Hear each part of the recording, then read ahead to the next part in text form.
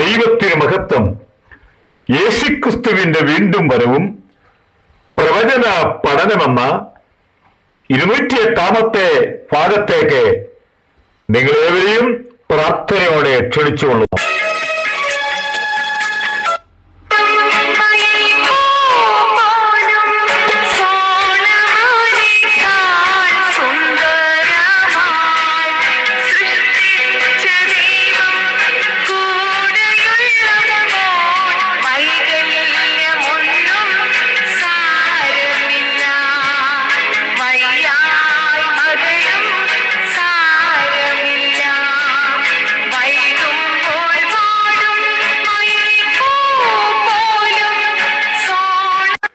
ഇന്നു മുതൽ ക്ലാസ് എടുക്കുന്നത് പഴയ നിയമത്തിലെ പ്രധാന പ്രവാചകന്മാരും പ്രവാചികമാരും. അബ്രഹാം ഒരു പ്രവാചകനായിരുന്നു. അബ്രഹാം ഒരു പ്രവാചകനായിരുന്നു എന്ന് വേറാരും പ്രസംഗിച്ച് ഞാൻ കേട്ടിട്ടില്ല. പക്ഷെ അബ്രഹാം ഒരു പ്രവാചകനായിരുന്നു. ഉൽപ്പത്തി പുസ്തകം 20-ാം അധ്യായം 6-ാമത്തെ വാക്യം മുതൽ വായിക്കുമ്പോഴേ ദൈവം ഗരാരിയിലെ രാജാവായ അബിമേലെക്കിനോട് പറഞ്ഞതാണ് അബ്രഹാം ഒരു പ്രവാചകൻ എന്ന്. നാം ഇവിടെ ചിന്തിക്കുമ്പോഴേ ദൈവമാ പറഞ്ഞത്, ദൈവം പരിചയപ്പെടുത്തിയത്, അല്ലാതെ വേറെ ആരും പരിചയപ്പെടുത്തിയല്ല. ഈ രാജാവിനോട് പറയുകയാണ് അവൻ ഒരു പ്രവാചകനാണ്. അബിമേലെക്ക് ഭയപ്പെട്ടുപോയി. കാരണം അവൻ ആകെ വല്ലാത്തൊരു സാഹചര്യമായി. ദൈവം അബിമേലെക്കിനോട് വേറൊരു കാര്യം പറഞ്ഞു, നീ ഇനി ഭൂമിയിൽ ജീവനോടെ ഇരിക്കണമെങ്കിൽ അബ്രഹാം നിനക്ക് വേണ്ടി പ്രാർത്ഥിക്കണം. ഇച്ചിരി കട്ടിയുള്ള കാര്യമാണല്ലോ.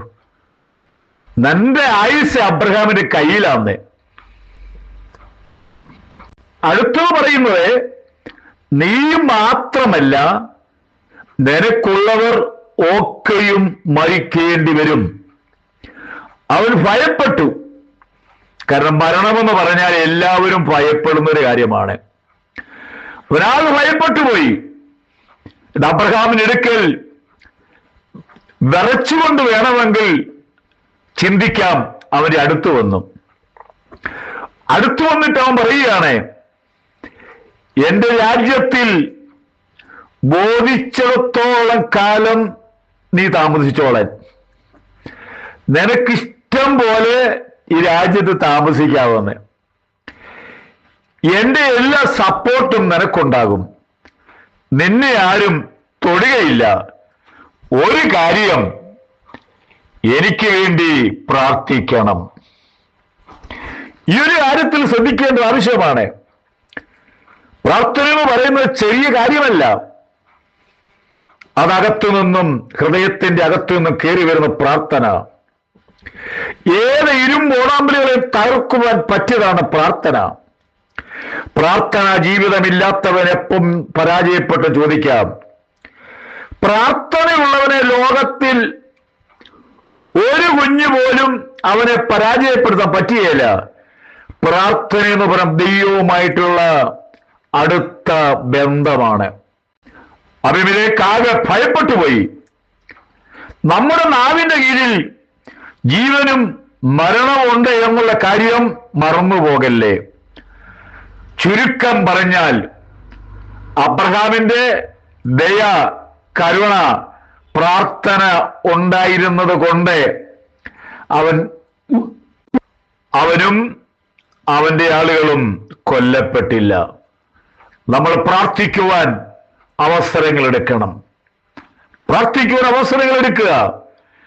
ഏത് പ്രതിസന്ധി ഘട്ടങ്ങളിൽ നമ്മളിപ്പോൾ നമ്മുടെ രാജ്യത്തെ ഉണ്ടായിക്കൊണ്ടിരിക്കുന്ന വലിയ പ്രശ്നങ്ങളെ, നൂറുകണക്കിന് സുവിശേഷന്മാർ വടക്കേ ഇന്ത്യയിൽ ഒരു കുറ്റവും കൂടാതെ ജയിലിൽ കിടക്കുകയാണ്. പ്രാർത്ഥിക്കുക. ദൈവം ഇന്നല്ലെങ്കിൽ നാളെ ഇറങ്ങി വന്ന് താൻ ആരാന്ന് വെളിപ്പെടുത്തണമെങ്കിൽ നാം ഒരുമിച്ച് പ്രാർത്ഥിക്കുക. രണ്ടാമത്തെ ആളെ പരിചയപ്പെടുത്തുന്നു. അദ്ദേഹത്തെ നമുക്കറിയാം. മോശ ഇസ്രായേൽ മക്കളെ മിസ്രൈമിൽ നിന്നും വീണ്ടെടുക്കുന്നതിന് വേണ്ടി 40 വർഷം മോശയെ മരുഭൂമിയിൽ നടത്തേണ്ടി വന്നു. ചെറിയ കാര്യമല്ല.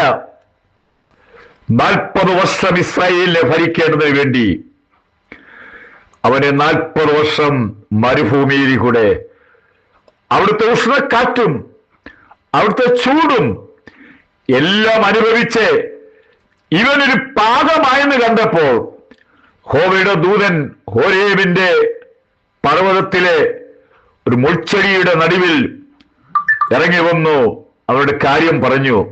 ഇനി അടുത്ത ചിന്തിക്കുമ്പോഴേ മോശയാണ് ഉൽപ്പത്തി മുതലേ ആവർത്തനം വരെ 5 പുസ്തകങ്ങൾ എഴുതി.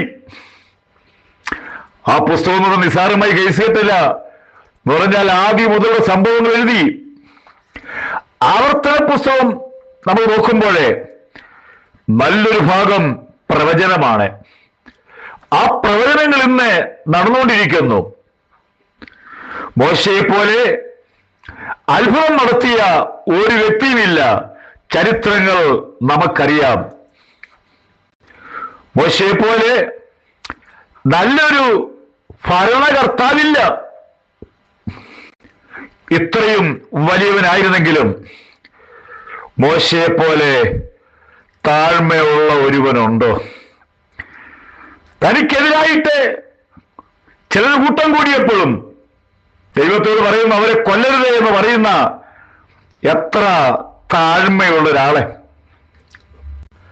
അടുത്ത് പറയുന്നത് മോശയെ പോലെ വിശ്വസ്തനായ ഒരുവനും ഉണ്ടായിരുന്നില്ല.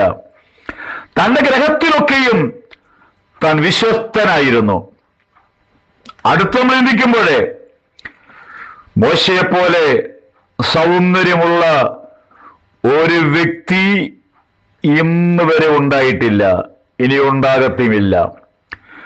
ലോകത്തിൽ മനുഷ്യനായി ജനിച്ചിട്ടുള്ള എല്ലാവരിലും വെച്ച് മോശയെ പോലെ സൗന്ദര്യമുള്ള ഒരു വ്യക്തി ഉണ്ടായിട്ടില്ല, ഇനി ഉണ്ടാകത്തുമില്ല. ബൈബിൾ പറയുന്നു അപ്പോസ്തല പ്രവൃത്തി 7-ാം അധ്യായം 20-ാമത്തെ വാക്യം, അക്കാലത്തെ മോശ ജനിച്ചു. അവിടെ സുന്ദരനല്ല, ദിവ്യസുന്ദരനായിരുന്നു. ദിവ്യസുന്ദരനായ ഒരു മനുഷ്യൻ ഇന്ന് വരെയും ലോകത്തിൽ ഉണ്ടായിട്ടില്ല. എന്നെ കേൾക്കുന്ന പ്രിയപ്പെട്ടവരെ, നാം ഈ കാലയളവിൽ ഏറ്റവും അധികം പ്രാർത്ഥന വീരന്മാരെ ഉണ്ടാകട്ടെ എന്നാണ് എൻ്റെ ജീവിതത്തിൽ ഏറ്റവും വലിയ ആഗ്രഹം. നമ്മുടെ കർത്താവ് വരാറായി, കാഹളനാദം കേൾപ്പിക്കാറായി. നമ്മുടെ സ്വന്തം നാട്ടിൽ നിന്ന് സ്വന്തം നാട്ടിലേക്ക് പോകാൻ സമയമാഗതമായിരിക്കുന്നു.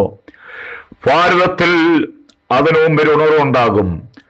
നിങ്ങളും അതിന് പ്രാർത്ഥിക്കുക. ദൈവം നമ്മളെ അനുഗ്രഹിക്കട്ടെ.